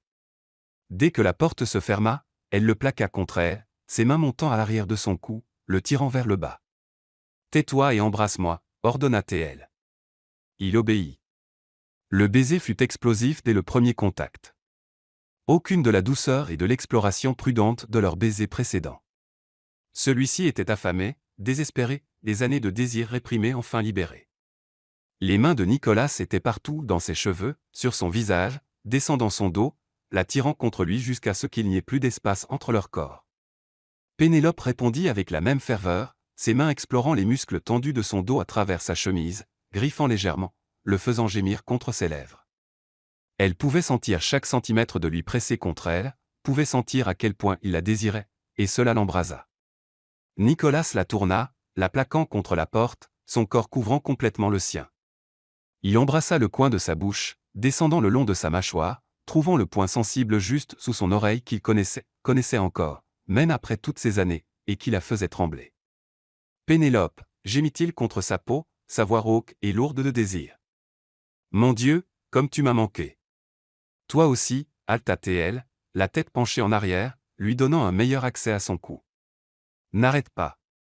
S'il te plaît, n'arrête pas. »« Je ne m'arrêterai pas » promit-il, ses mains glissant vers le bas, trouvant la courbe de sa taille, la courbe de ses hanches. « Plus jamais. » Il l'embrassa à nouveau profondément, complètement, comme s'il essayait de la mémoriser par le toucher. Et puis, sans rompre le baiser, il la souleva. Pénélope enroula automatiquement ses jambes autour de sa taille, et il la porta à travers l'appartement sombre. « Chambre » murmura-t-elle contre ses lèvres, et il changea de direction, trébuchant légèrement sur une table basse, les faisant rire tous les deux. Mais le rire mourut quand il la posa sur le lit, couvrant son corps du sien. La lune entrait par la fenêtre, baignant tout d'une douce lumière argentée, et quand leurs yeux se rencontrèrent dans l'obscurité, il y avait quelque chose de sacré dans l'instant. « Je t'aime » murmura Nicolas en écartant les cheveux de son visage. « Je t'aime tellement. »« Je t'aime aussi » répondit Pénélope en le tirant vers le bas, capturant à nouveau ses lèvres. Ses mains trouvèrent l'ourlet de sa robe, les doigts glissant dessous, touchant la peau nue de sa cuisse. Elle s'arqua contre lui, ses mains allant au bouton de sa chemise, les déboutonnant un par un de doigts tremblants. Quand la chemise tomba enfin, révélant sa large poitrine à les marquer de muscles définis, Pénélope passa ses mains sur lui avec révérence. Il y avait de petites cicatrices qui n'étaient pas là avant, marque des années passées séparées, preuve d'une vie vécue sans elle. Elle traça chacune avec ses doigts, puis avec ses lèvres, embrassant chaque marque, chaque centimètre de peau. Nicolas ferma les yeux, son souffle venant en rafales irrégulières. « Pénélope, laisse-moi t'aimer » murmura-t-il contre sa peau. « Laisse-moi te montrer combien je t'aime. » Et puis, lentement, explorant chaque centimètre l'un de l'autre comme si c'était la première fois mais avec la familiarité d'amants qui se connaissent profondément, ils se donnèrent l'un à l'autre. Ce n'était pas juste du sexe. C'était une reconnexion. C'était une guérison. C'était une promesse. C'était l'amour dans sa forme la plus pure et la plus vulnérable. Et quand ils se joignirent enfin, quand leur corps devinrent un, quand chaque mouvement était parfaitement synchronisé comme une danse dont ils n'avaient jamais oublié pas, tous les deux sûrs qu'il n'y avait pas de retour en arrière. Ils s'appartenaient. Ils s'étaient toujours appartenus, et ils s'appartiendraient toujours. Des heures plus tard, ils restaient entrelacés dans les draps froissés, la sueur refroidissant sur leur peau, les respirations enfin calmées. La tête de Pénélope reposait sur la poitrine de Nicolas, écoutant le rythme régulier de son cœur. Ses doigts traçaient des motifs paresseux sur son dos nu, montant et descendant le long de sa colonne vertébrale dans un rythme hypnotique. « Reste, murmura-t-elle dans l'obscurité. Ne pars pas ce soir. Je ne vais nulle part, promit Nicolas en embrassant le sommet de sa tête. Je ne partirai plus jamais. Et Pénélope le crut, parce que cette fois elle pouvait sentir la différence. Cette fois c'était pour toujours.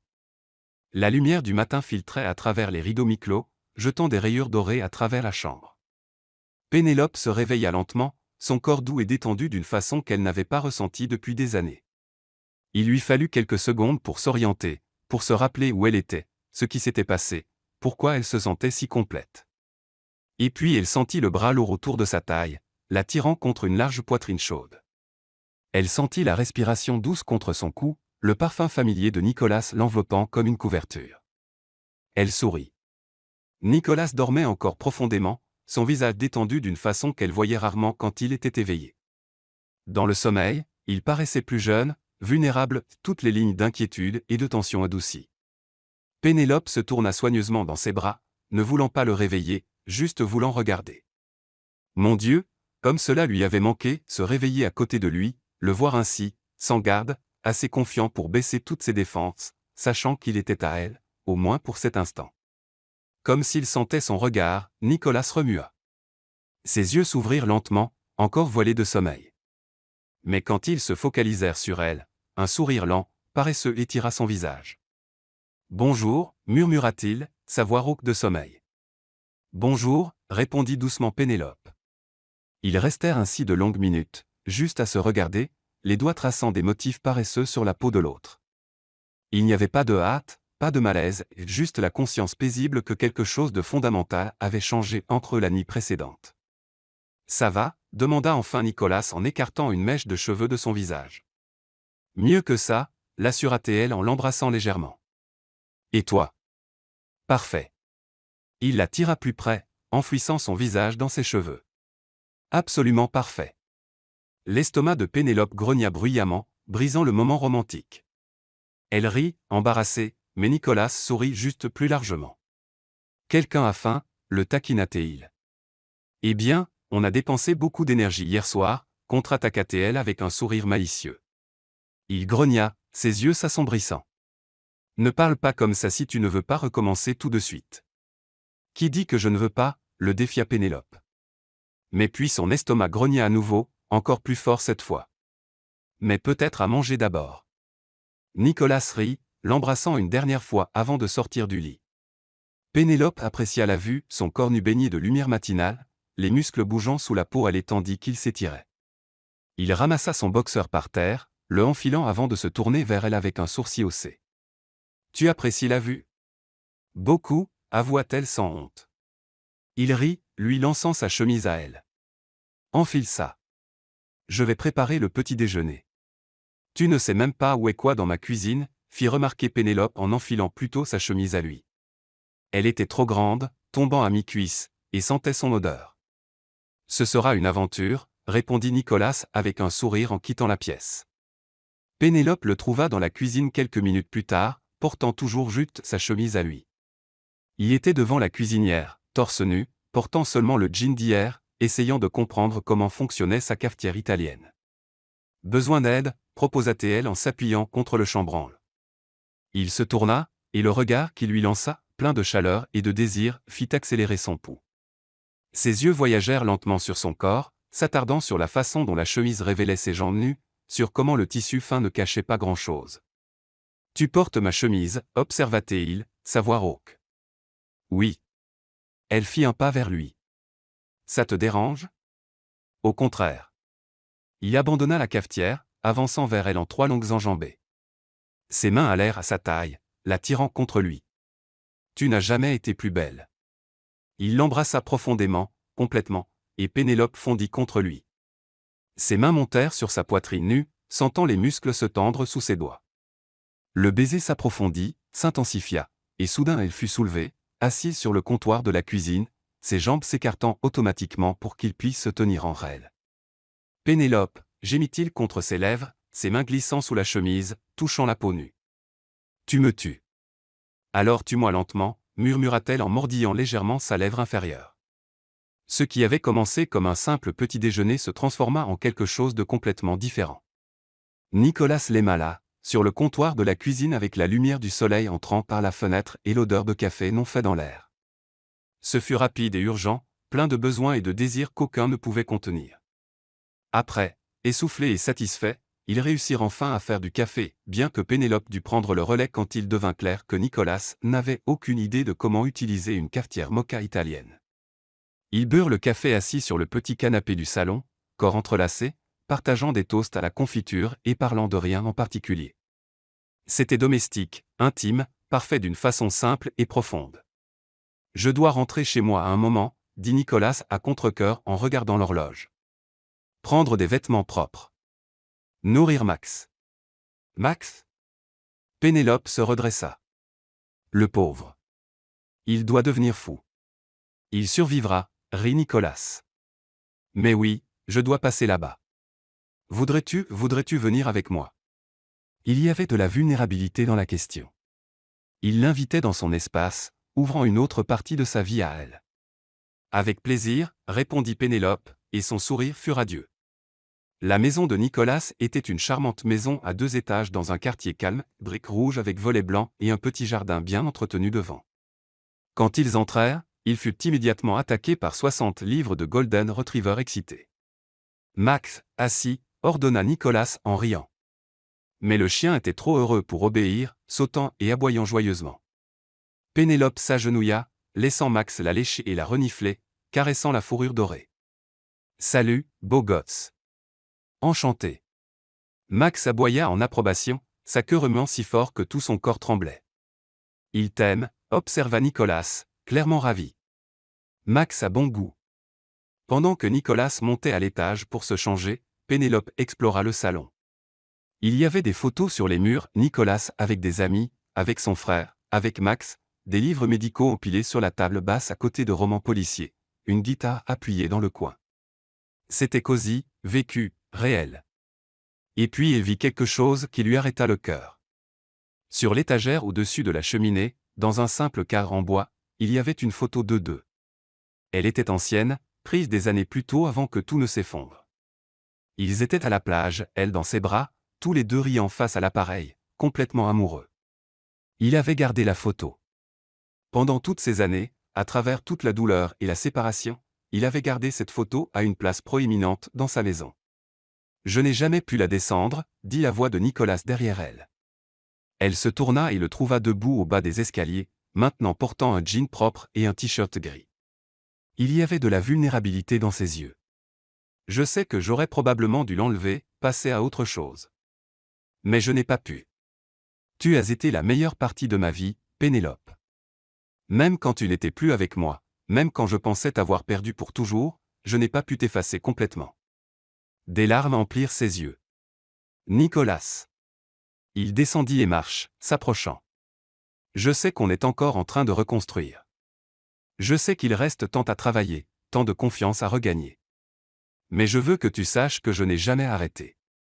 Je n'ai jamais arrêté de t'aimer, de te vouloir, d'espérer que peut-être un jour j'aurai une seconde chance. Pénélope se jeta dans ses bras, enfouissant son visage dans son cou. Tu as cette chance. Tu l'as toujours eue. Ils s'enlacèrent ainsi de longues minutes, Max tournant autour d'eux, confus mais heureux de l'émotion dans l'air. Quand ils se séparèrent enfin, Nicolas essuya les larmes de son visage avec ses pouces. Reste aujourd'hui. Passe la journée avec moi. On peut promener Max, faire quelque chose de normal, juste être ensemble. Oui, accepta immédiatement Pénélope. Avec plaisir. Et c'est ce qu'ils firent.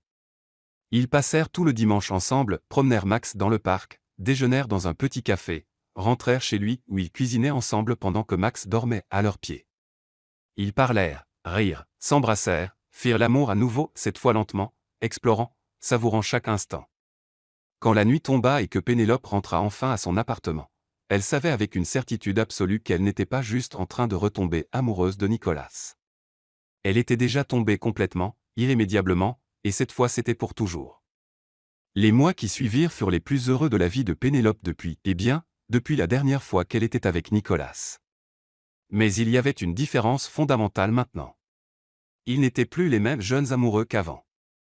Ils étaient des personnes qui avaient souffert, grandi, appris de leurs erreurs, et cela rendait l'amour en eux plus profond, plus conscient, plus réel. Ils établirent une routine confortable. Nicolas dormait chez elle 3 ou 4 fois par semaine, et elle passait les week-ends chez lui avec Max. Ils cuisinaient ensemble, regardaient des films blottis sur le canapé, faisaient des promenades matinales avant le travail. C'étaient des choses domestiques simples, mais chargées de sens. Chaque moment ensemble était une affirmation silencieuse, cette fois ça marchera. Cette fois nous sommes plus forts. Ce fut un samedi matin que Pénélope se réveilla avant Nicolas. La douce lumière de l'aube entrait par la fenêtre de sa chambre, peignant tout en ton rose et doré. Elle le regarda dormir quelques minutes, sa poitrine se soulevant et s'abaissant en rythme régulier, une main reposant protectrice sur son ventre même dans le sommeil. Avec précaution pour ne pas le réveiller, elle glissa hors du lit, enfilant un des t-shirts de lui qui avait été jeté sur une chaise. La maison était calme sauf le son distant des oiseaux dehors et les griffes de Max cliquant sur le plancher en bois tandis qu'il la suivait à la cuisine. « Bonjour, beau gosse » murmura-t-elle au chien en caressant sa tête. « Tu veux ton petit déjeuner » Max remua la queue avec enthousiasme, et Pénélope remplit son bol de croquettes avant de commencer à préparer du café. Elle avait appris où Nicolas rangeait tous les grains de café dans l'armoire en haut à gauche, les filtres dans le tiroir à côté de la cuisinière, les tasses sur l'étagère au-dessus de l'évier. Elle connaissait maintenant sa maison presque aussi bien que la sienne. Elle mettait du pain dans le grille-pain quand elle sentit de forts bras s'enrouler autour de sa taille par derrière. Nicolas la tira contre sa poitrine, enfouissant son visage dans son cou. « Tu as quitté le lit » murmura-t-il, sa voix rauque de sommeil vibrant délicieusement contre sa peau. « Je ne voulais pas te réveiller » répondit doucement Pénélope en penchant la tête pour lui donner un meilleur accès. « Tu dormais si profondément. »« Je dors toujours mieux quand tu es là » confessa-t-il en laissant une traînée de baisers doux le long de son épaule. « Mais je me réveille mieux quand tu es encore dans mes bras. » Elle rit, se tournant dans ses bras. Nicolas était ébouriffé, les yeux encore ensommeillés, portant seulement un short de pyjama bas sur ses hanches. Il était absolument parfait. « Bonjour » dit-elle en passant ses doigts dans ses cheveux en désordre. « Bonjour » répondit-il en capturant ses lèvres dans un baiser lent, profond qui lui fit friser les orteils. Quand ils se séparèrent, tous les deux souriaient comme des idiots. « Café » proposa Pénélope. « S'il te plaît » hocha Nicolas. Mais il ne la lâcha pas. Au contraire, il resta là, l'enlaçant pendant qu'elle préparait le café, embrassant occasionnellement son épaule ou son cou, la faisant rire quand son chaume effleurait sa peau sensible. C'était intime d'une façon qui allait au-delà du physique. C'était du partenariat. C'était la maison. Après le petit déjeuner, Nicolas suggéra de visiter le vieux café, celui où ils allaient autrefois, où il s'était excusé et avait tout expliqué, où d'une certaine façon tout avait recommencé. « Tu es sûr » demanda Pénélope, un peu surprise. Ils avaient évité cet endroit depuis la conversation dévastatrice des mois plus tôt, comme si y retourner pourrait ramener de douloureux souvenirs. « Oui » dit fermement Nicolas en prenant sa main. Je veux donner à cet endroit une nouvelle signification. Je veux que nous, quand on y pense, on ne se souvienne pas seulement de la douleur, je veux créer de nouveaux souvenirs. De bons souvenirs. Pénélope sentit sa poitrine se réchauffer. D'accord. Allons-y. Le café était plus animé que la dernière fois. C'était le week-end, et les tables étaient occupées par des couples, des familles, des groupes d'amis riant bruyamment. Leur table, celle dans le coin près de la fenêtre, était libre, comme si elle les attendait. Ils s'assirent, et cette fois il n'y avait pas de tension, pas de larmes, juste le sentiment confortable d'être avec quelqu'un qu'on aime dans un lieu qui a une histoire. Nicolas commanda son cappuccino avec extra cannelle. Pénélope commanda son thé vert au miel. Certaines choses ne changeaient jamais. Tu sais ce qui est drôle, dit Nicolas après que la serveuse ait apporté leur boisson. La dernière fois qu'on était ici, j'étais terrifié. Je pensais que tu allais me renvoyer. Me dire qu'il était trop tard. Que j'avais tout ruiné au-delà de toute réparation. J'y ai pensé, avoua Pénélope. Une partie de moi voulait te faire mal comme tu m'avais fait mal. Voulait te voir souffrir. Je le méritais. Peut-être. Elle prit sa main à travers la table. Mais il ne s'agit pas de mériter ou non. Il s'agit de choisir l'amour même quand c'est difficile. Choisir le pardon même quand ça fait mal. Choisir de réessayer même quand on a peur d'être blessé. Nicolas entrelaça ses doigts avec les siens, portant sa main à ses lèvres et embrassant ses phalanges. Tu m'as pardonné plus que je ne le méritais. Et tu m'aimes plus que je ne l'aurais rêvé possible. Alors je suppose qu'on est quitte, répondit-elle doucement. Ils se sourirent, et en cet instant, avec le soleil entrant par la fenêtre et baignant tout de lumière dorée, Pénélope sut qu'ils avaient atteint un lieu de vraie guérison. Le passé existait encore. Les cicatrices étaient encore là, mais elles ne les définissaient plus. Elles étaient juste une partie du voyage qui les avait amenés ici. Tu sais ce que je pense, dit Nicolas après un moment. Je pense que peut-être on avait besoin de ces 5 ans séparés. Pénélope haussa un sourcil. Que veux-tu dire? Ne te méprends pas, je donnerais tout pour avoir fait les choses différemment, pour ne pas t'avoir fait mal. Il clarifia rapidement. Mais regarde qui nous sommes devenus. Tu es plus forte, plus indépendante, plus assurée. Je suis plus vulnérable, plus ouvert, plus capable de communiquer mes peurs au lieu de fuir. Il serra sa main. Peut-être que si on s'était mariés à l'époque, on n'aurait pas tenu. Peut-être qu'on avait besoin de grandir séparément avant de pouvoir grandir ensemble. Pénélope considéra ces mots. Il y avait de la vérité dedans, même si c'était difficile à admettre. Peut-être que tu as raison. Mais quand même, c'était 5 années perdues. Pas perdues, corrigea Nicolas. Investies. Investies à devenir les personnes dont nous avions besoin pour que ça marche correctement. Elle sourit, les yeux embués. Quand es-tu devenu si sage? Thérapie, plaisanta-t-il. Mais il y avait du sérieux derrière l'humour, et beaucoup de temps à penser à toi. Ils passèrent le reste de l'après-midi à se promener main dans la ville, visitant les endroits qu'ils fréquentaient autrefois, la librairie où ils lui avaient acheté son premier cadeau, le parc où ils avaient eu leur premier baiser, le pont où ils avaient regardé le coucher de soleil d'innombrables fois. Chaque endroit était un souvenir, et maintenant chaque endroit gagnait une nouvelle couche, non pas effaçant le passé, mais construisant dessus. Quand la nuit tomba et qu'ils rentrèrent chez lui, ils se blottirent sur le canapé avec Max à leurs pieds, regardant un film auquel aucun d'eux ne prêtait vraiment attention. Ils étaient trop occupés à s'embrasser, à murmurer des mots d'amour, à se toucher avec révérence. Pénélope, dit Nicolas pendant une scène particulièrement insignifiante du film. Puis-je te demander quelque chose? Toujours, répondit-elle en jouant avec ses doigts. Peux-tu imaginer un avenir avec moi? Un vrai avenir, pas juste sortir ensemble, mais plus. Son cœur sauta. Comme le mariage? Oui. Il s'assit plus droit, la tournant pour la regarder directement. Comme le mariage. Comme se réveiller ensemble tous les jours. Comme construire une vie. Peut-être avoir des enfants un jour, vieillir ensemble. Peux-tu voir ça avec moi? Pénélope sentit des larmes emplir ses yeux, mais c'étaient des larmes de joie. Oui, murmura-t-elle. Je peux voir tout ça. Je veux tout ça avec toi. Le sourire qui illumina son visage fut éblouissant. Il la tira dans un baiser profond, versant tout son amour et toute sa promesse dans cet acte simple. Quand ils se séparèrent, il tint son visage entre ses mains. Je vais te rendre heureuse. Chaque jour pour le reste de ma vie, je travaillerai à te rendre heureuse. Tu le fais déjà, dit Pénélope en couvrant ses mains des siennes. Juste en étant là, en étant toi, en m'aimant comme tu le fais, tu me rends déjà heureuse. Ils s'embrassèrent à nouveau, et puis ils se tinrent simplement l'un l'autre, écoutant le rythme des cœurs de l'autre, Max ronflant doucement à leurs pieds, la maison calme et paisible autour d'eux. Et pour la première fois depuis que tout s'était effondré des années plus tôt, Pénélope ne ressentit aucune peur de l'avenir. Elle ressentit de l'espoir. Elle ressentit de l'amour. Elle ressentit la paix. Et elle savait de chaque fibre de son être que cette fois c'était pour toujours. 3 mois s'étaient écoulés depuis cette conversation sur le canapé, et la vie de Pénélope s'était transformée en quelque chose qu'elle avait à peine osé rêver.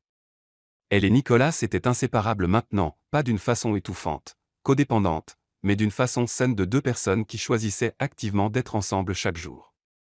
Il y avait un tiroir dans son appartement. Elle avait de l'espace dans son placard. Max la traitait comme une seconde propriétaire. Leur vie s'était entrelacée si naturellement qu'il était difficile de se rappeler ce que c'était de vivre seul. Mais quelque chose avait été différent ces dernières semaines. Nicolas était étrange, pas d'une mauvaise façon, mais d'une façon notissable. Il devenait nerveux sans raison apparente, vérifiait son téléphone constamment comme s'il attendait un message important, et elle l'avait surpris plusieurs fois à regarder avec une intensité qui faisait battre son cœur plus vite. « Tout va bien ?» demanda-t-elle un soir pendant qu'il dînait chez elle. « Oui. »« Oui », répondit-il trop vite en détournant le regard. « Pourquoi ? » ?»« Tu agis bizarrement, » observa Pénélope en penchant la tête. « Quelque chose t'inquiète. »« Non, je veux dire oui, mais ce n'est rien de mauvais. » Il sourit, mais il y avait de la nervosité derrière. Juste le travail. Elle ne le crut pas complètement, mais décida de ne pas insister. Si c'était quelque chose d'important, il le lui dirait quand il serait prêt. Le samedi suivant, Nicolas arriva à son appartement avec une proposition inhabituelle. « Faisons un puzzle », suggéra-t-il en entrant avec une grande boîte sous le bras. Pénélope haussa un sourcil, riant. « Un puzzle ? Depuis quand aimes-tu les puzzles ? » Depuis maintenant, répondit-il, se dirigeant déjà vers la table de la salle à manger et déversant les pièces. Je l'ai vu en magasin et j'ai pensé que ce serait amusant de le faire ensemble. C'était une belle image, une peinture d'un champ de lavande au coucher du soleil, des violets vibrants et des oranges se mêlant dans le ciel. 1000 pièces, selon la boîte. Ça va prendre des heures, fit remarquer Pénélope, mais elle s'approchait déjà, curieuse. Exactement, dit Nicolas avec un sourire. Du temps de qualité ensemble. Ils s'assirent face à face, commençant par les bords comme tous les bons assembleurs de puzzles le font. Ils parlèrent en travaillant de sa journée, d'un patient compliqué qu'il avait traité, de projets pour le week-end prochain. C'était relaxant, presque méditatif, juste deux, les pièces colorées étalées sur la table, le son doux de musique en fond. Pénélope ne remarqua pas quand Nicolas devint plus silencieux. Elle ne réalisa pas quand il commença à déplacer des pièces sans vraiment essayer de les assembler. Elle ne vit pas quand il mit sa main dans sa poche, ses doigts tremblant légèrement. « Pénélope, dit-il après presque une heure, sa voix étrangement tendue. « H.M. » Elle était concentrée à trouver une pièce spécifique de ciel orange. « Regarde-moi. » Quelque chose dans son ton la fit lever la tête immédiatement, et ce qu'elle vit lui arrêta le cœur. Nicolas s'était levé et était agenouillé à côté de la table. Dans sa main, il tenait une petite boîte en velours bleu marine. L'air quitta ses poumons dans un soupir brisé. Nicolas. Il ouvrit la boîte, révélant une bague délicate, or blanc avec un diamant solitaire qui scintillait sous la lumière de la lampe. Elle était élégante, intemporelle, parfaite. Pénélope, commença-t-il, et elle pouvait voir des larmes briller dans ses yeux. Quand je t'ai perdu, j'ai pensé avoir perdu ma chance au bonheur. J'ai pensé avoir jeté la seule bonne chose de ma vie. J'ai passé 5 ans à regretter, à me punir, à souhaiter pouvoir remonter le temps. Des larmes coulaient déjà sur son visage, mais elle ne les essuya pas. Elle le regardait juste, son cœur battant si fort qu'elle était sûre qu'il pouvait l'entendre. Et puis, par un miracle que je ne mérite pas, tu es entré dans cette salle d'examen, et c'était comme si l'univers me donnait une seconde chance, pas juste pour t'avoir de retour, mais pour faire les choses correctement cette fois, pour être l'homme que tu mérites. Sa voix trembla, mais il continua. Ces derniers mois avec toi ont été les meilleurs de ma vie, pas parce qu'ils sont faciles, même s'ils le sont, mais parce qu'ils sont réels. Parce que tu me connais. Tu connais mes défauts, mes peurs, mes cicatrices, et tu m'aimes quand même. Il inspira profondément, ses yeux fixés sur les siens. Tu m'as pardonné quand je ne pouvais même pas me pardonner moi-même. Tu m'as donné une autre chance alors que tu avais tous les droits de me renvoyer. Tu m'as appris que l'amour ce n'est pas juste les moments parfaits, c'est choisir de rester dans les imparfaits aussi.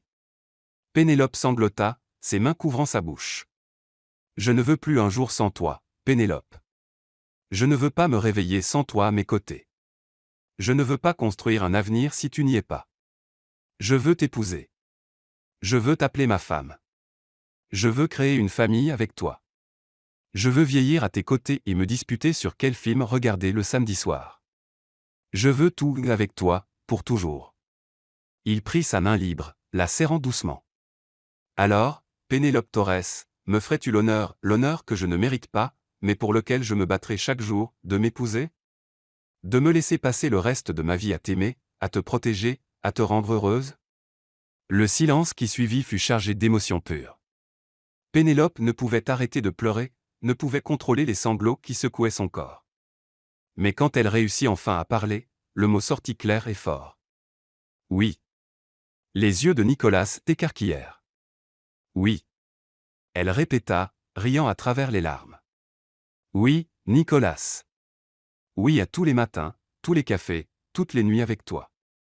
Oui aux moments parfaits et imparfaits. Oui à construire une vie ensemble. Oui à tout. Oui, oui, oui. Il laissa échapper un son qui était mi-rire, mi-sanglot, et prit rapidement la bague de la boîte. Ses mains tremblaient tant qu'il faillit la faire tomber, mais il réussit à la glisser à son doigt. Elle allait parfaitement. Pénélope regarda la bague à travers ses larmes, la façon dont elle capturait la lumière, la façon dont elle semblait avoir été faite spécialement pour elle, et puis regarda l'homme agenouillé devant elle, l'homme qui l'avait brisé, l'homme qu'il aimait, l'homme qu'il avait perdu et avait lutté pour la reconquérir, l'homme qui serait son mari. Elle le tira vers le haut dans ses bras et l'embrassa avec tout ce qu'elle avait. Le baiser était salé de larmes, et les siennes, les siens, les deux, mais il était parfait. Il était promesse. Il était nouveau départ. Il était pour toujours. Quand ils se séparèrent enfin, tous les deux riaient et pleuraient en même temps, front contre front, respiration entrelacée. « Je t'aime, murmura Nicolas. Mon Dieu, je t'aime tellement. Je t'aime aussi, répondit Pénélope en tenant son visage entre ses mains. Je t'ai toujours aimé. Je t'aimerai toujours. Il la souleva du sol, la faisant tourner tandis qu'elle riait, ses mains agrippant ses épaules. Quand il la reposa, il l'embrassa à nouveau, plus doux cette fois, plus révérencieux. On va se marier, dit-il, comme s'il n'arrivait toujours pas à y croire. On va se marier, acquiesça-t-elle, souriant tant que son visage lui faisait mal. Max, qui dormait sur le canapé, arriva en courant, aboyant excité comme s'il savait que quelque chose d'important s'était passé. Ils rirent, caressant le chien qui sautait entre eux, tout heureux. Quand, demanda Nicolas en la tirant à nouveau dans ses bras. Quand veux-tu te marier? Je ne sais pas, avoua Pénélope en regardant la bague à son doigt. Mais je ne veux pas attendre trop longtemps. On a assez attendu. Je suis d'accord, dit-il en embrassant son front. Alors planifions bientôt. Quelque chose de simple, intime, juste nous et les gens qu'on aime le plus. Parfait, acquiesça-t-elle. Ils retournèrent à la table, mais le puzzle fut oublié. Au lieu de cela, ils passèrent le reste de la nuit à planifier leur avenir, où ils voudraient se marier, qui inviter, où ils vivraient après, combien d'enfants ils voulaient, quel nom ils leur donneraient. Ils parlèrent jusqu'aux petites heures, entrelacés sur le canapé, faisant des plans et rêvant ensemble. Et quand ils allèrent enfin au lit, Pénélope regarda la bague à son doigt une dernière fois avant d'éteindre la lumière. C'était réel. Ça arrivait. Elle allait épouser Nicolas. Et cette fois, rien, absolument rien, ne les arrêterait. 3 mois après la demande, par un clair matin de printemps où le ciel était si bleu qu'il semblait peint, Pénélope se réveilla en sachant que c'était le jour. Le jour qui changerait tout. Le jour où elle deviendrait la femme de Nicolas. Il n'y avait pas de nervosité comme la première fois des années plus tôt. Pas de doute, pas de peur, pas de sensation de se tenir au bord d'un précipice. Il n'y avait qu'une certitude calme, profonde qui imprégnait chaque cellule de son corps. Elle faisait le bon choix. La cérémonie serait petite et intime, juste 20 personnes dans le jardin de la maison qu'ils venaient d'acheter ensemble. Une maison modeste mais pleine de lumière, avec un jardin spacieux où Max courait librement et assez de chambres pour la famille dont il rêvait. Pénélope était dans ce qui serait bientôt leur chambre, la chambre principale donnant sur les arbres, entourée de ses meilleurs amis pendant qu'elle se préparait. La robe qu'elle avait choisie était simple et élégante, un modèle fluide en soie, blanc ivoire, sans beaucoup de volume, juste des lignes épurées qui tombaient parfaitement sur son corps. Ses cheveux étaient détachés en vagues naturelles avec de petites fleurs blanches entrelacées, maquillage léger juste assez pour mettre en valeur ses yeux brillants de bonheur. « Tu es magnifique », dit sa meilleure amie et larmes aux yeux. « Absolument sublime. » Pénélope sourit, se regardant dans le miroir. Et pour la première fois, elle se vit vraiment comme une mariée, pas juste dans la robe, mais dans l'éclat de ses yeux, dans le sourire qu'elle ne pouvait contenir, dans la paix qui rayonnait de l'intérieur. « Je suis prête », dit-elle. Et c'était vrai. Dehors, le jardin avait été transformé. Des chaises blanches disposées en demi-cercle autour d'un simple arche décoré de fleurs sauvages, lavande, marguerite, rose blanche. Un chemin de pétales de rose menait du pont de la maison à l'arche. Une musique de guitare douce jouait en fond, interprétée par le frère de Nicolas. Et là, sous l'arche, il était. Nicolas portait un costume bleu marine parfaitement ajusté, sans cravate, juste la chemise blanche avec les 2 premiers boutons ouverts. Il était nerveux, elle le voyait à la façon dont il tripotait ses mains, à la façon dont il inspirait profondément à plusieurs reprises. Max était assis à côté de lui, bien sage pour une fois, portant un nœud papillon assorti à celui de son maître. Quand la musique changea, une version instrumentale de « A Thousand Years » et que Pénélope apparut sur le pont, Nicolas se tourna, et l'expression sur son visage lui arrêta le cœur. Il y avait de l'amour. Il y avait de l'admiration. Il y avait des larmes coulant librement sur ses joues tandis qu'il la regardait marcher vers lui. Il n'essaya pas de les cacher. N'essaya pas de les essuyer. Il les laissa simplement couler, souriant à travers elle, ses yeux fixés sur elle comme si elle était la plus belle chose qu'il ait jamais vue. Pénélope marcha seule. Elle n'avait besoin de personne pour la donner. Elle se donnait elle-même, de son propre choix, à l'homme qu'elle aimait. Chaque pas était délibéré, conscient, plein de sens. Quand elle atteignit enfin l'arche et se tint face à Nicolas, il prit ses mains, les serrant doucement. « Tu es, mon Dieu, il n'y a pas de mots, murmura-t-il, sa voix étouffée. Tu es la plus belle chose que j'ai jamais vue. Toi aussi, murmura-t-elle en retour en essuyant une larme de son visage avec son pouce. L'officiant, un ami proche des deux, sourit chaleureusement. Nous sommes rassemblés ici pour célébrer l'amour entre Pénélope et Nicolas, un amour qui a été testé, brisé, et reconstruit plus fort qu'avant. Un amour qui prouve que les secondes chances ne sont pas juste possibles. Elles sont des miracles. Il continua à parler, mais Pénélope arrivait à peine à se concentrer sur les mots. Elle était perdue dans les yeux de Nicolas, dans la façon dont il la regardait, dans la façon dont ses pouces traçaient des cercles doux sur le dos de ses mains. « Nicolas, voulez-vous prononcer vos vœux » demanda l'officiant. Nicolas hocha la tête, s'éclaircissant la gorge. Il n'avait rien écrit. Il avait décidé de parler du cœur. « Pénélope, commença-t-il, sa voix tremblante mais ferme. Il y a 5 ans, j'ai fait la plus grande erreur de ma vie en te laissant partir. Je t'ai blessé d'une façon dont je ne me pardonnerai jamais complètement.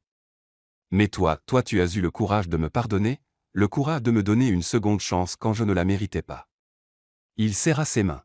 « Aujourd'hui, devant tous les présents, je promets de ne pas gaspiller cette chance. Je promets de t'aimer les bons jours et les difficiles. Je promets de communiquer mes peurs au lieu de fuir. Je promets de te choisir chaque jour pour le reste de ma vie. Je promets d'être ton partenaire, ton meilleur ami, ton refuge. Et je promets de passer chaque jour à essayer d'être digne de l'amour que tu me donnes. » Sa voix se brisa sur la dernière phrase, et il dut s'arrêter, respirant profondément pour se recomposer. « Tu es mon miracle, Pénélope, et j'honorerai ce miracle chaque jour de ma vie. » Il n'y avait pas un œil sec dans l'assistance. Même Max semblait ému, allongé à leurs pieds avec un soupir content. Pénélope, l'officiant se tourna vers elle. Elle sourit à travers ses propres larmes.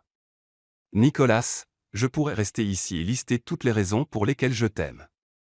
Je pourrais parler de ta gentillesse, de ton intelligence, de la façon dont tu me fais rire, mais la vérité est plus simple que ça. » Elle fit un pas plus près. Je t'aime parce que tu es humain. Parce que tu fais des erreurs et que tu les assumes. Parce que tu grandis, apprends, évolues. Parce que même quand tout s'est effondré, même quand ça a pris des années, tu n'as jamais abandonné nous. Elle serra ses mains. Aujourd'hui, je promets d'être ta partenaire en tout. Je promets de t'aimer non pas malgré tes imperfections mais en les incluant. Je promets de construire une vie avec toi basée sur l'honnêteté, la communication et l'amour inconditionnel. Je promets d'être ta maison, comme tu es la mienne. Et je promets que peu importe ce que l'avenir apporte, nous l'affronterons ensemble. Elle sourit, les yeux brillants. Tu es ma maison, Nicolas, et j'ai hâte de passer le reste de ma vie à rentrer à la maison auprès de toi chaque jour. Nicolas fit un son entre rire et sanglots, la tirant plus près. Les alliances, demanda l'officiant. Le frère de Nicolas s'approcha, présentant deux simples alliances en or, élégantes, intemporelles, parfaites. Nicolas prit d'abord son alliance, tenant la main gauche de Pénélope. Avec cette alliance, je t'épouse. Il glissa la bande sur son doigt juste au-dessus de la bague de fiançailles. Ma femme, mon amour, ma vie. Pénélope prit la sienne, ses mains tremblant légèrement. Avec cette alliance, je t'épouse. Elle la glissa à son doigt, et quelque chose en elle se mit en place. Mon mari, mon cœur, mon éternité. L'officiant sourit largement. Par le pouvoir qui m'est conféré, je vous déclare maintenant mari et femme. Nicolas, vous pouvez embrasser votre marié. Nicolas n'attendit pas un mot de plus. Il tira Pénélope dans ses bras et l'embrassa profondément, complètement, versant des années d'amour, de douleur, de pardon et de promesses dans ce seul baiser. Les invités applaudirent et acclamèrent. Max aboya excité, mais ils l'entendirent à peine. Ils étaient perdus l'un dans l'autre, dans l'instant, dans la promesse sacrée qu'ils venaient de faire. Quand ils se séparèrent enfin, tous les deux riaient et pleuraient en même temps. Femme, murmura Nicolas, comme pour tester le mot. Marie, répondit Pénélope, souriant tant que son visage lui faisait mal. Ils remontèrent le chemin de Pétale main dans la main, officiellement mariés, tandis que tout le monde autour jetait du riz et des fleurs. La réception fut intime et joyeuse, tables installées dans le jardin, nourriture maison préparée par des amis, vin coulant librement, riz remplissant l'air. Nicolas et Pénélope dansèrent leur première danse comme mari et femme sous les guirlandes lumineuses qu'ils avaient accrochées dans les arbres. On l'a fait, murmura Nicolas à son oreille tandis qu'il tournait lentement. On l'a vraiment fait. Je n'ai jamais douté, mentit Pénélope éhontément. Et ils rirent tous les deux. Menteuse, la taquina-t-il en embrassant sa tempe. Mais je t'aime quand même. Bien, répondit-elle en posant sa tête contre sa poitrine, écoutant le battement régulier de son cœur. Parce que tu es coincé avec moi maintenant, pour toujours. Il n'y a nulle part où je préférerais être, dit-il sincèrement. Et tandis qu'ils dansaient, entourés des gens qu'ils aimaient dans le jardin de la maison qui était la leur, Pénélope ferma les yeux et se permit de ressentir la plénitude de l'instant. Elle avait perdu Nicolas une fois. Elle avait souffert. Elle s'était brisée. Elle s'était reconstruite. Et puis, par un miracle, elle avait reçu une seconde chance, et cette fois ils avaient réussi. Cette fois c'était pour toujours. Plus tard, quand les invités étaient partis et qu'ils étaient seuls sur le porche à regarder les étoiles, Nicolas tira Pénélope sur ses genoux. Prête pour notre lune de miel, demanda-t-il en embrassant son cou. N'est prête, répondit-elle en se tournant pour l'embrasser. Alors allons-y, dit-il en se levant avec elle dans ses bras, la faisant crier de surprise et rire. Il la porta à travers la porte, le geste traditionnel, et dans la maison qui était la leur. Et quand la porte se ferma derrière eux, fermant le monde dehors, il ne resta que l'amour. Pur, inconditionnel, éternel. Le genre d'amour qui survit aux tempêtes. Le genre d'amour qui mérite des secondes chances. Le genre d'amour qui dure pour toujours. Et ils avaient toute une vie devant eux pour le vivre. Pénélope et Nicolas ont prouvé que le véritable amour n'est pas celui qui ne se brise jamais. C'est celui qui, même brisé, trouve la force de se reconstruire. Ils ont appris que pardonner ne signifie pas oublier la douleur, mais choisir l'amour malgré elle. Que les secondes chances ne sont pas données par mérite, mais par courage. Et que parfois le chemin le plus long est le seul qui nous mène exactement là où nous étions destinés à être. Ils ont perdu 5 ans séparés, mais gagné une vie ensemble, plus mature, plus fort, plus capable d'aimer vraiment. Parce qu'au final, ce n'est pas le destin qui les a ramenés ensemble. C'est le choix quotidien de ne pas abandonner.